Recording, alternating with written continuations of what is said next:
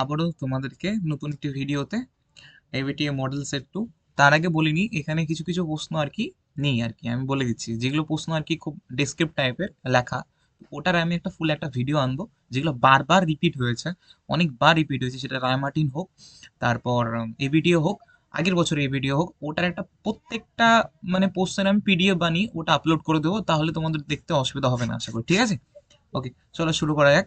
দেখো, প্রথমে তোমাদের আমি উত্তরগুলো দিয়েছি, প্রশ্নগুলো আমি মুখে বলছি। দেখো তোমাদের প্রথম প্রশ্নতে কি বলেছে। প্রথম প্রশ্ন বলেছে, দেখো, ম্যাগনেসিয়াম ম্যাগনেসিয়াম 2+ এবং এজি প্লাস আর এজি যে সল্ট ব্রিজের যে ইকুয়েশনটা রয়েছে, সেখান থেকে আমাদের বৈদ্যুতিক কার্য নির্ণয় করতে বলা হবে। কি? বৈদ্যুতিক কার্য নির্ণয় করতে। বৈদ্যুতিক কার্য বলতে কি কথা, কার কথা বলেছে বলো তো? বৈদ্যুতিক কার্য কার দ্বারা হয়? তড়িৎচালক বলের দ্বারা উৎপন্ন হয় বৈদ্যুতিক কার্য। এক কথা আমাদের তড়িৎচালক বল বের করতে বলেছে। দেখো, এজি প্লাস আর এজি হলো 0.80 ক্যাথোড। ক্যাথোডটা কিভাবে চিনবো? ক্যাথোডটা চেনার উপায় আমি বলেছিলাম যে ক্যাথোডে কি হয়, ক্যাথোডে কি হয়, ক্যাট ক্যাট মানে বিড়াল, বিড়াল থেকে বিজারণ, তাই না? আর বিজারণে ইলেকট্রন কোন দিকে বসে? বাম দিকে বসে। অর্থাৎ এজি প্লাস প্লাস একটা electron is equal two AG. এটা হয়ে গেলো তোমার ক্যাথোড রিয়াকশন, ঠিক আছে, বা বিজারণ রিডাকশন রিয়াকশন। এবং অপর দিকে তোমার থাকবে হলো কি বলতো, ম্যাগনেসিয়ামেরটা। তো ম্যাগনেসিয়ামের কি হবে? ম্যাগনেসিয়াম 2+, তো ম্যাগনেসিয়াম প্লাস দুটো ইলেকট্রন। এবার প্রথম ইকুয়েশন মেলানোর জন্য 2 দিয়ে গুণ করতে হবে। তাহলে মেন ইকুয়েশন আমরা পেয়ে যাবো যে এজি প্লাস 2 AG Mg2+, তীর চিহ্ন 2 AG প্লাস ম্যাগনেসিয়াম। অর্থাৎ এখানে একটা লক্ষ্য করার বিষয় যে এন ফ্যাক্টর হলো 2, মানে দুটো ইলেকট্রন আদান প্রদান হয়েছে বা ব্যবহৃত হয়েছে। এক কথায় যে জিনিসটা দরকার আমাদের সেটাও বুঝতে হবে, দাঁড়াও। তাহলে আমাদের ইন ফ্যাক্টর কত আসলো? 2। এবার আমরা জানি ই নট সেল অর্থাৎ প্রমাণ তড়িৎচলক বল নির্ণয় করার জন্য কি লাগে? আমরা রাইট মাইনাস লেফট অর্থাৎ ক্যাথোড মাইনাস অ্যানোড বি করি। ক্যাথোডের মান এবং অ্যানোডের মান যদি বসিয়ে ক্যালকুলেট করি তো আমাদের 3 ভোল্ট উত্তর আসবে, ঠিক আছে? নেক্সট, পরবর্তী ইয়েতে কি বলেছে? আহ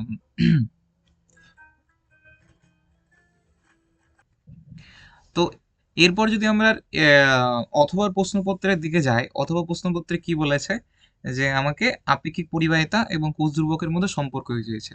দেখো, আপেক্ষিক পরিবাহিতা আমরা কি দ্বারা ডিনোট করি? আপেক্ষিক পরিবাহিতাকে আমরা কে অর্থাৎ কাপ্পা দ্বারা ডিনোট করি, তাই না? Kappa is equal two 1/r/L/A। এই 1/r কে কি বলা হয়? পরিবাহিতা, মানে রোধের অনুনবকে পরিবাহিতা বলে। এবং L/A কে বলা হয় কোষ ধ্রুবক।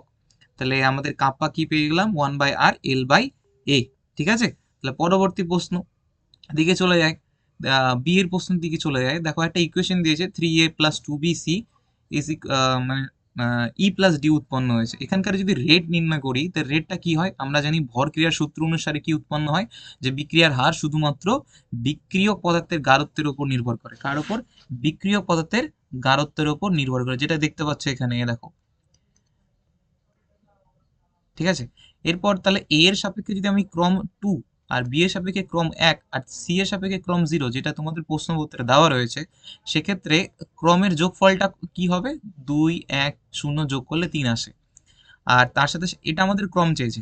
এবার এর আমরা যদি বিক্রিয়ার অন্তর্কলিত হার রূপ যদি নির্ণয় করি, এটা আমরা জানি যে বিক্রিয়ক পদার্থ আস্তে আস্তে মানে হ্রাস পাচ্ছে, যেটাকে আমরা মাইনাস চিহ্ন দ্বারা আর কি ডিনোট করে, আর সামনে যে মূল সংখ্যাটা আছে এটা 1/3 আকারে লিখি, সমান সমান একই চিহ্ন -1/2 del B by DT minus 1/dc/dt, ঠিক আছে? এবং তার সাথে সাথে বিক্রিয়ক পদার্থ।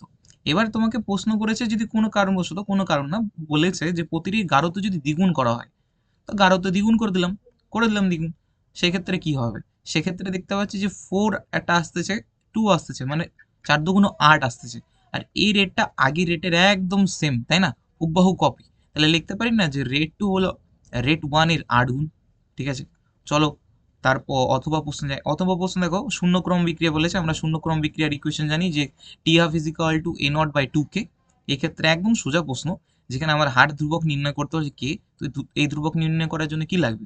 প্রাথমিক গাঢ়ত্বকে আমরা অর্ধায়ুতে ভাগ করে দেবো। দেখো, প্রত্যেকটার মান দেওয়া আছে, ক্যালকুলেশন করলে উত্তর একদম মানে উত্তর মিলে যাবে তোমাদের, ঠিক আছে? পরের প্রশ্ন দেওয়া আছে যে দেখো, এই ইকুয়েশনে দেখবে সি নাম্বার প্রশ্নে চলে আছে আইইউপিএসি, ইউপিএসসি না, আইইউপিএসি, এটা নির্ণয় করতে বলেছে। তো কপার আছে, অ্যামোনিয়া আছে এবং জল আছে। তার আগে আমাদের কি লিখতে হবে? অ্যামোনিয়াটা কেমন, অ্যামোনিয়ার যে এটা অ্যালফাবেটিক অর্ডারে আগে পড়ে, তাহলে সেক্ষেত্রে অ্যামোনিয়াটাকে আগে লিখতে হবে। তাহলে অ্যামোনিয়া 4টা আছে, তো 4টের জন্য হলো টেট্রাঅ্যামিন। তারপর জল আছে 2টো, তো ডাই অ্যাকুয়া। এবং কপার রয়েছে, কপারের জন্য কপার। এবং কপারের যদি জারণ সংখ্যা দেখো, এবং কথার ব্যাপারটা হলো, দেখো অ্যামোনিয়া যেহেতু একটা প্রশম লিগ্যান্ড, তার জন্য এই জারণ সঙ্গে অংশগ্রহণ করবে না। জলও একটা প্রশম লিগ্যান্ড, জারণ সঙ্গে অংশগ্রহণ করবে না। আর সালফেটের কি হয়, SO4 উপরে 2 অর্থাৎ 2 আসলে কপারের 2+, অর্থাৎ কপারের কি জারণ সংখ্যা। এবং তাহলে সালফেট দিলাম। একটা মনোডেন্টেড লিগ্যান্ড, অ্যামোনিয়া রয়েছে, জল আছে। বাইডেন্টেড লিগ্যান্ড ইথিলিন ডায়ামিন, কি ইথিলিন ডায়ামিন, এই যে CH2 বন্ড CH2। তারপর জানো তো না, কি বলে বাইডেন্টেড লিগ্যান্ড কাকে বলে? বাইডেন্টেড লিগ্যান্ড কাকে বলে, মানে যেখানে আর কি একের অধিক, মানে দুটো এক কথায়, মানে অসমযোজী বন্ধন দাতা থাকবে, মানে অসমযোজী বন্ধনে অংশগ্রহণ করার জন্য দুটো দাতা পরমাণু থাকবে, তাদেরকে আমরা বাইডেন্টেড লিগ্যান্ড বলবো। আর এই বাইডেন্টেড লিগ্যান্ডরাই আশা করি পরবর্তী মেটালের সাথে যুক্ত হয়ে চিলেটিং লিগ্যান্ড তৈরি করে। ওটা পড়বা, ইম্পর্টেন্ট একটা পয়েন্ট। পরের দুটো আর কি জটিল যৌগ দিয়েছে, কিভাবে আমাদের এদের পার্থক্য নিরূপণ করতে হবে তা দেখতে হবে। দেখো লক্ষ্য করো, প্রথম যৌগটার মধ্যে ব্রোমিন রয়েছে, এটা আমরা মানে ব্রোমিন আয়ন দেয়, এক কথায় জলীয় দ্রবণ যদি দিই ব্রোমিন আয়ন দিবে। আর পরেরটা হলো সালফেট আয়ন দিবে, অর্থাৎ মানে আয়ন উৎপন্ন করতেছে, তাহলে সেটা কি হবে, আয়ন আয়ন সমবায়িত হয়ে যাবে। প্রথম যে প্রোডাক্টটা রয়েছে যার মধ্যে ব্রোমিন আছে কাউন্টার আয়ন হিসেবে, তার মধ্যে যদি সিলভার নাইট্রেট দিই তাহলে কি হবে, AgBr রিয়াকশন হবে, আর হালকা হলুদের অধক্ষেপ দেখতে পাবো। কিন্তু পরেরটাতে সালফেটের সাথে যেহেতু সিলভার নাইট্রেট রিয়াকশন করে না, দেখতে পাবো না। এইভাবে পার্থক্য নিরূপণ করতে পারি। তার জন্য তাছাড়া আরেকটা রিয়াকশন দিয়েছে তোমাদের জন্য, যে প্রথমটা কিন্তু BaCl2 বেরিয়াম ক্লোরাইডের সাথে রিয়াকশন করে না, কারণ বেরিয়াম ক্লোরাইড সালফেট যুক্ত কোনো জটিল যৌগের সাথে রিয়াকশন করবে। তার জন্য দ্বিতীয় যৌগে যেহেতু সালফেট আয়ন আছে কাউন্টার আয়ন হিসেবে, তার সাথে রিয়াকশন করে আমাদের বেরিয়াম সালফেট উৎপন্ন হবে, যেটা একটা হোয়াইট অধক্ষেপ প্রেসিপিটেট দিবে আমাদের। এইভাবে আমরা পার্থক্য নিরূপণ করবো, ঠিক আছে। চলো পরের প্রশ্নের দিকে চলে যাওয়া যাক। বলছে পরের প্রশ্নে আমি এখান থেকে দেখতে পাচ্ছি যে ইথাইল অ্যামিন আছে আর অ্যানিলিন আছে। আমি এখান থেকে তোমাকে বলে দিতে পারি ইথাইল অ্যামিনের ব্যাপারটা কি। দেখো যে ইথাইল অ্যামিনের মধ্যে লক্ষ্য করো, ইথাইল অ্যামিনের মধ্যে একটা আর গ্রুপ রয়েছে, তাই না, প্লাস আর গ্রুপ। এরা কি করে বলো তো, এরা বন্ধন জোনে ইলেকট্রন জোরকে কি করে নাইট্রোজেনের মধ্যে ঠেলবে, যেখানে নাইট্রোজেনের মধ্যে লোন পেয়ারের কি উপস্থিতি বাড়বে।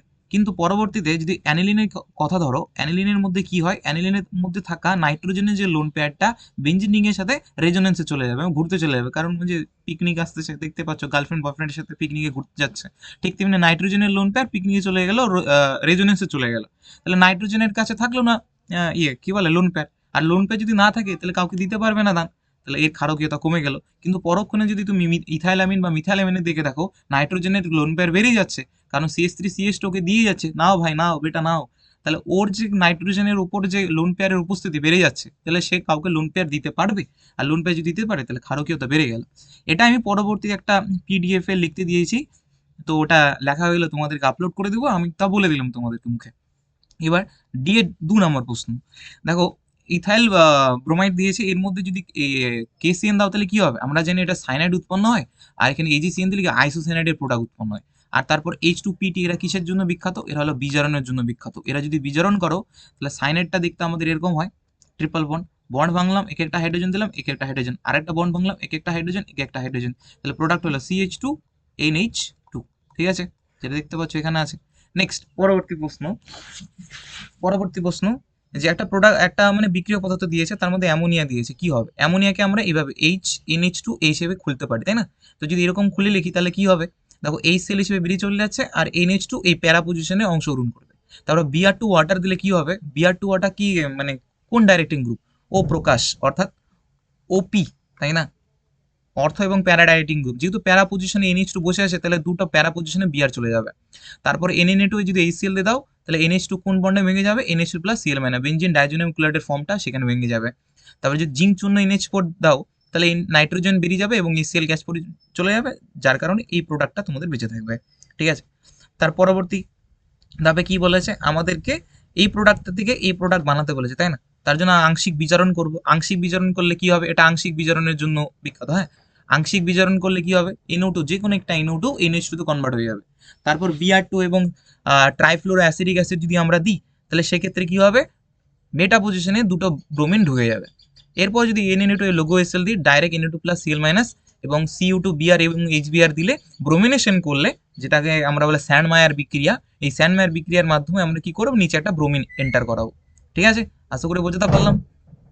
এরপর নিচে দেখো প্রশ্ন বলেছে যে আমাদের অসীম লঘুতায় মোলার পরিবাহিতা নির্ণয় করি। এটা আমাদের সময় বহুত আসছে প্রশ্নটা।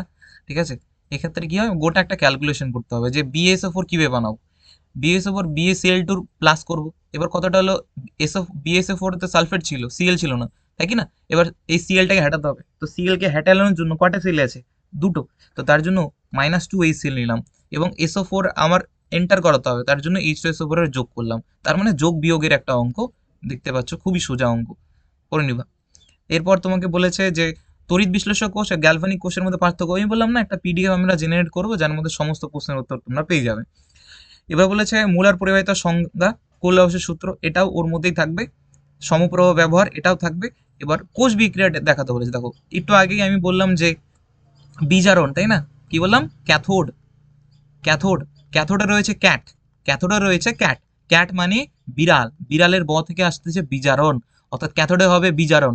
আর বিজারণে ব আছে, ব থেকে বাম দিক, তাহলে মানে মনে রাখবা যে ক্যাথোডে বা বিজারণের সময় ইলেকট্রন সব সময় বাম দিকে বসবে, তোমার বাম দিকে বসবে। ঠিক আছে, এবার এই ক্যাথোড আর অ্যানোডের যদি রিয়াকশনটা করি তাহলে এমন দেখায়, একটু আগেই মনে এটাই করলাম সম্ভবত, এখানে জাস্ট এমজি ছিল। এরপর গোটা রিয়াকশনটা তুমি পেয়ে গেলা, খুবই সুন্দর একটা ব্যাপার। পরের প্রশ্নতে কি বলেছে যে কপার প্লাস আয়ন বর্ণহীন হলেও কপার 2 প্লাস লবণটি রঙিন কেন? দেখো আমরা জানি 3D সারির অন্তর্গত দুজন মৌলই হলো ব্যতিক্রম ইলেকট্রন বিন্যাস দেখায়। একটা হলো কুকুর, মানে অর্থাৎ কপার আর ক্রোমিয়াম, তাই না? কপার আর ক্রোমিয়াম, তো কপারের আছে 3D10 4s1, আর ক্রোমিয়ামের আছে 3D5 4s1। এবার আমার কথা হলো ক্রোমিয়ামের কথা এখানে জিজ্ঞাসা করেনি, এখানে কপারের কথা জিজ্ঞাসা করেছে। কপারের যদি +1 হয়, অর্থাৎ কপার যখন এখানে +1 হবে, তাহলে দেখো 3D10 হচ্ছে, মানে ডিডি ট্রানজিশন হবে না, T2G থেকে EG তে ইলেকট্রন ট্রান্সফার হবে না। আর যদি এটা না হয় তাহলে সে কালার শো করবে না। কিন্তু পরবর্তীতে যখন আমি 2+ করে দেবো, কপার 2+, সেক্ষেত্রে 3D9 হয়ে গেল। এখানে T2G থেকে EG তে ইলেকট্রন ট্রান্সফার হচ্ছে, অর্থাৎ ডিডি মানে স্থানান্তর হচ্ছে, যার কারণে এটা বর্ণহীন না, এটা কোনো একটা রঙিন কালার হবে, যেটা আর কি তোমাদের জীবনের মতো রঙিন। আর আমারটা হলো কপার প্লাস, কালার শো করতে পারি না ভাই আমরা।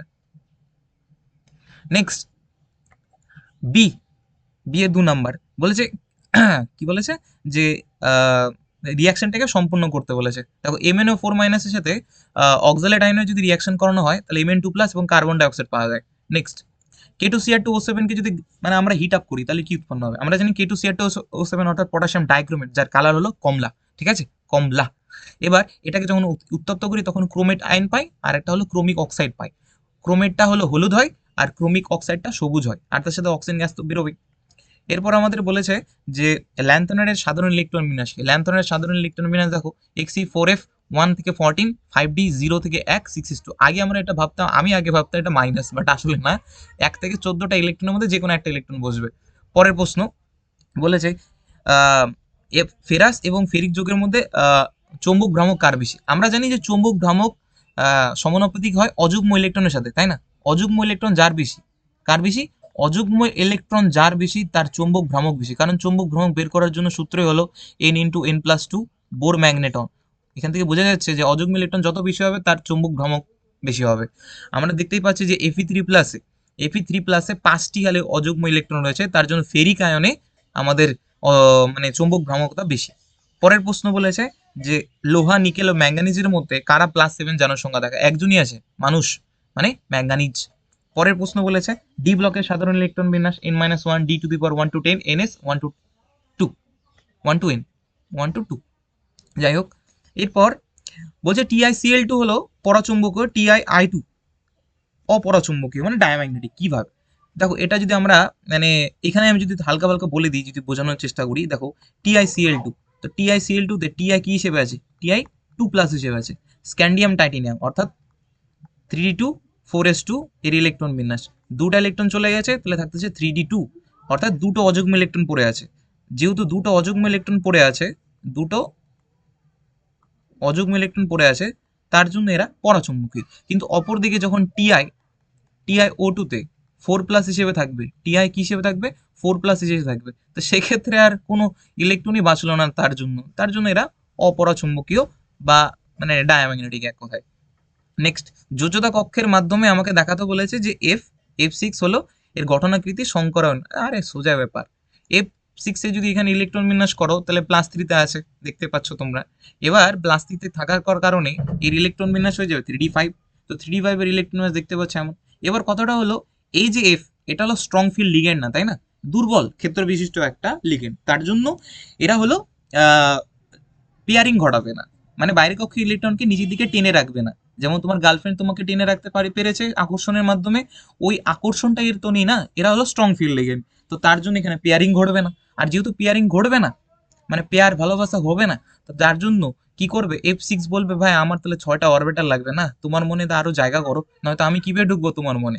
তাহলে দেখলো আমি 4s 4p সাথে সাথে 4d অরবিটালটাকেও আর কি ইনক্রিজ করে নিলাম, যার কারণে F6 আনন্দে আনন্দে এসে একটা এন্টার হলো,